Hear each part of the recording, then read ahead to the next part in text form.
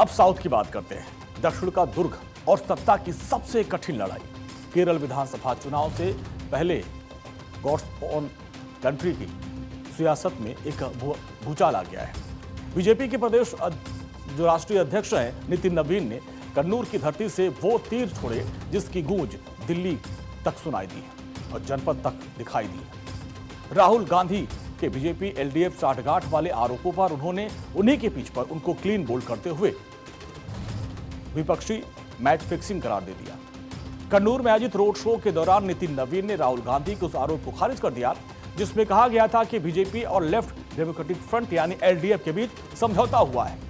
नितिन नवीन ने पलटवार करते हुए कहा कि असल में कांग्रेस और अन्य विपक्षी दल ही मैच फिक्स कर रहे हैं। उन्होंने कहा कि पहले से ही चुनाव परिणामों को प्रभावित करने की कोशिश की जाती रही है और ये प्रवृत्ति यूपीए सरकार के समय भी देखी जाती थी। इन दलों ने केरल के लोगों के लिए कोई ठोस काम नहीं किया, सिर्फ वहां पर चुनावी वादा किया गया। ये एलडीएफ और यूडीएफ का जो मैच फिक्सिंग गेम है, उस गेम को इस बार उन दोनों को परास्त करना है और ये मैच फिक्सर गेम जो खेलते हैं जनता के साथ, उनको इस बार परास्त करना है। इन दोनों पार्टियों का दिल्ली में मेल है और यहाँ पर खेल करते हैं जनता के साथ, तो दिल्ली के उस मेल को, यहाँ के खेल को बिगाड़ देना है और इस बार कमल को खिलाना है।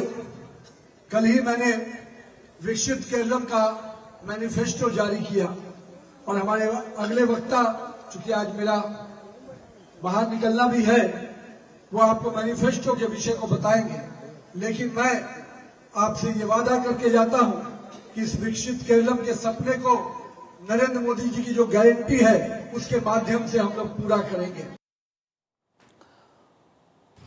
अब यहां पर बीजेपी का मास्टर स्ट्रोक यह है कि वो खुद एलडीएफ और यूडीएफ दोनों के खिलाफ एकमात्र ईमानदार विकल्प के रूप में अपने आप को पेश कर रही है। नितिन नवीन ने साफ कर दिया कि केरल के लोगों के साथ दशकों से राजनीतिक धोखाधड़ी की गई। आखिर केरल में मैच फिक्सिंग का क्या खेल है, जरा इसको भी आप समझिए। पहला आरोप, कांग्रेस और लेफ्ट केवल दिखावे के लिए लड़ रहे हैं। दूसरा आरोप, राहुल गांधी का साठगांठ वाला बयान अपनी हार छुपाने का बहाना है। तीसरा आरोप, यूपीए के दौर में ही चुनाव परिणामों को प्रभावित करने की कोशिश की जा रही है। अब वो जारी है। राजनीति जब आस्था के द्वार पर पहुंचती है तो समीकरण बदल जाते हैं। नितिन नवीन ने केरल के सबरीमाला मंदिर विवाद को फिर से जिंदा कर दिया, लेकिन इस बार सिर्फ बयान नहीं दिया बल्कि एक गारंटी भी दी गई। सोनिया और राहुल गांधी ने आस्था का मजाक उड़ाया। अगर बीजेपी सत्ता में आई तो सबरीमाला मामले की सीबीआई से जांच समयबद्ध तरीके से कराई जाएगी और दोषियों को जेल भेजा जाएगा। सबरीमाला के विषय पर जो राजनीति कांग्रेस और एलडीएफ के लोग कर रहे हैं, हम स्पष्ट रूप से अपने केरलम के लोगों से कहना चाहते हैं, हम किसी भी हाल में सबरीमाला के दोषी को बख्शेंगे नहीं। टाइम बॉन्ड तरीके से सीबीआई की जांच कराकर उन पर कार्रवाई करेंगे और सबरीमाला के दोषियों को जेल पहुंचाने का काम करेंगे। राहुल गांधी जब केरल आते हैं तो उनको सबरीमाला का याद आता है और सबरीमाला के माध्यम से हमारी भावनाएं, हिंदू देवी देवताओं के अपमान का विषय उनको ध्यान में आता है। लेकिन मैं पूछना चाहता हूं राहुल गांधी जी से, जब देश के अन्य भाग में और आपके शागिर्द, आपके पार्टनर डीएमके के नेता और अन्य पार्टी के नेता जब हिंदू देवी देवताओं का अपमान करते हैं, उस समय आप चुप क्यों रहते हैं? बीजेपी अच्छे से जानती है कि केरल में हिंदू वोटों का एक बड़ा हिस्सा सबरीमाला मुद्दे पर बहुत ही भावनात्मक तौर पर जुड़ा हुआ है। सीबीआई जांच का वादा करके बीजेपी ने सीधे तौर पर उन मतदाताओं को संदेश दिया जो कांग्रेस और लेफ्ट के रुख से नाराज थे। नितिन नवीन का आरोप है कि केरल के टूरिस्ट और विकास को कॉकटेल पॉलिटिक्स ने बर्बाद कर दिया।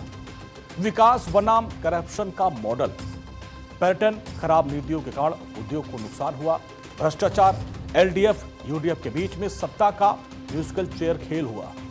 विकल्प, पीएम मोदी का विकास मॉडल ही केरल का भविष्य है। केरल में बीजेपी इस बार प्रो डेवलपमेंट पिच पर खेल रही है। युवाओं और मध्यम वर्ग को यह समझाने की कोशिश कर रही है कि अगर विकास चाहिए तो दिल्ली और तिरुवनंतपुरम में एक ही इंजन की सरकार होनी चाहिए। क्या कन्नूर की ये भीड़ वोटों में तब्दील हो पाएगी? क्या राहुल गांधी के गढ़ में बीजेपी सिर लगा पाएगी? नितिन नवीन के बयानों ने यह साफ कर दिया कि बीजेपी अब केरल में सिर्फ उपस्थिति दर्ज कराने के लिए कोशिश नहीं कर रही है, बल्कि बड़े खेल बिगाड़ने के लिए उतर चुकी है।